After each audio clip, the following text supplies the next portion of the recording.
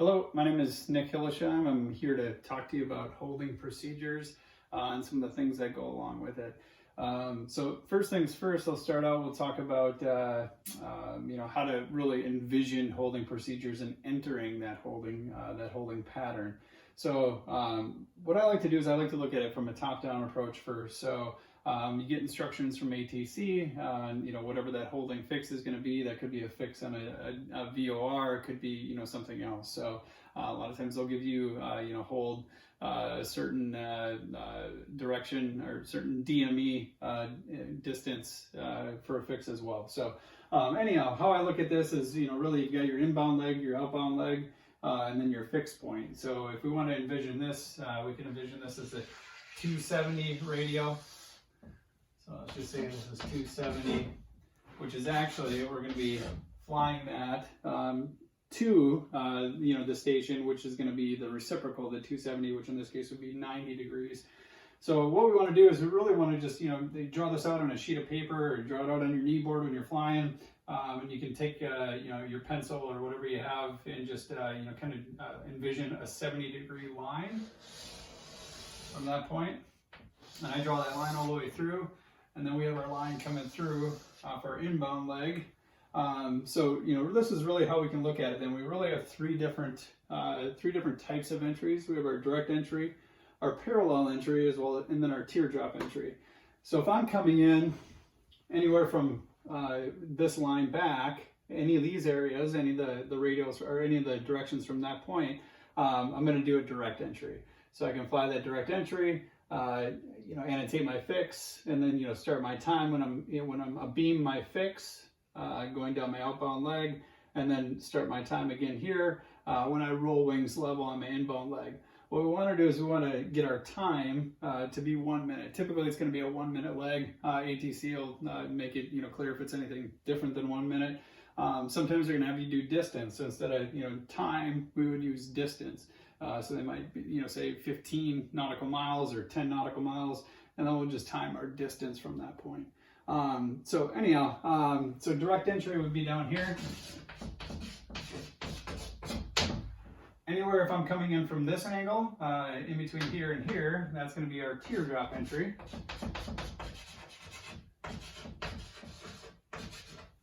And then anywhere from here to here would be a parallel entry. And how we would fly a teardrop is we would actually come in, we'd cross our fix, we'd come in, we'd make our turn, and then get on our inbound leg and fly that in.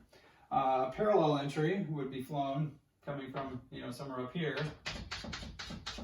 Want to hit our fix, and then we're actually going to fly parallel, do a left-hand turn, loop back in, and on our inbound leg. And then direct entry, you're going to fly in and just intercept where you can on that direct entry. So looking at it from a different view, so when you're flying at 110 knots or 120 or whatever that is, it's sometimes it's difficult to think about it from a top-down view. So one way that you can one thing you can do is look at your heading indicator and really envision that, what that's going to look like, that entry is going to look like from your heading indicator. So let's say air traffic control, calls up, they say, Cherokee 90612 Whiskey holds southwest of the ABC VOR on the 210 radio, maintain 6,000, expect further clearance in 20 minutes. So in that case, we want to look at, okay, so we're flying north. They told us to hold on the 21 radio. So we're going to look at our heading indicator and just draw a line. Let's just say, put our fix right there in the middle. And that's going to represent our inbound leg. So, typically it's going to be a standard holding pattern. So what that means, it's a right hand turns that are part of that holding pattern. If it's anything different, air traffic control will tell you, it's a non-standard or left hand turns. But in this case, we're going to use right hand turns. So we're just going to draw our holding pattern. I'll put our arrows here to show our direction of travel.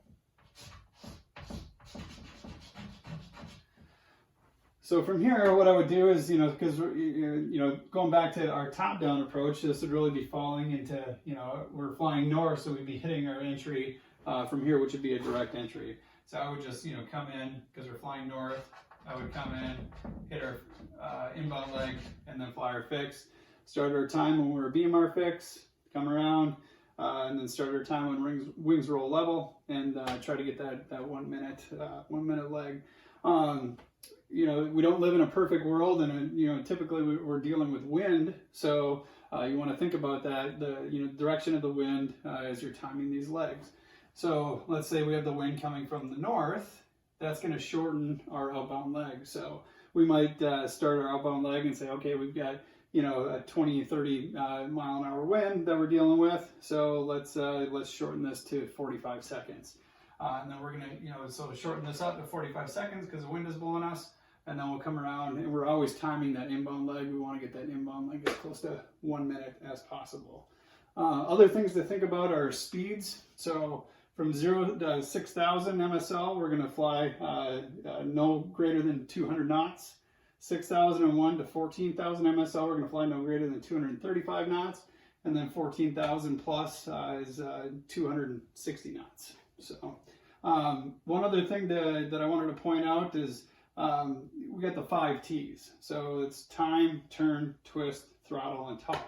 So as you think about this as you're coming into your entry, so we're noting our time when we're a BMR fix, we're making our turn, and then as we're making our turn to our inbound leg, we're going to twist to the reciprocal, and then we're going to talk and communicate with ATC when we're established in our holding pattern. So that's all I had for you, and I hope you have a good night. Thank you.